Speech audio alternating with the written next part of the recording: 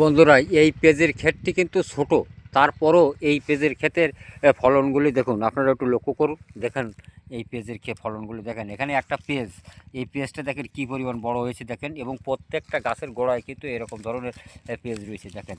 এখানে এই যে এই ক্ষেত্রে এই পেঁয়াজটা দেখেন, গাছটা দেখেন ছোট মরে গেছে, তারপরেও দেখেন পেঁয়াজটা কী পরিমাণ বড়। এরকম কিন্তু প্রত্যেকটা পেঁয়াজ দেখেন কী পরিমাণ সাইজ পেঁয়াজের, দেখেন পেঁয়াজগুলো এরকম কিন্তু প্রত্যেকটা ক্ষেতে, এই বাগানে প্রত্যেকটা গাছের গোড়ায় গোড়ায় কিন্তু এরকম বড় বড় পেঁয়াজ রয়েছে দেখেন। আপনারা ভালো করে একটু খেয়াল করেন, লক্ষ্য করলে বুঝতে পারবেন। দেখেন পেঁয়াজগুলোর অবস্থা দেখেন। এটা এগুলো এগুলো কাঠি পেঁয়াজ, এই দেশি পেঁয়াজ, তারপরেও এরকম বড় বড় বড় বড় ফল হয়েছে। এই গাছগুলো দেখেন, এখানে এই অল্প একটু ক্ষেতের ভিতর দিয়েও কিন্তু চাষি প্রচুর পরিমাণে পেঁয়াজ উৎপাদন করে নিতে পারবে। কারণ এখানে শস্য ছিল, শস্যগুলো ভালো না হওয়ার কারণে চাষি কিন্তু শস্যগুলো মেরে দিয়ে এখানে আবার নতুন করে পেঁয়াজের চাষ করেছে।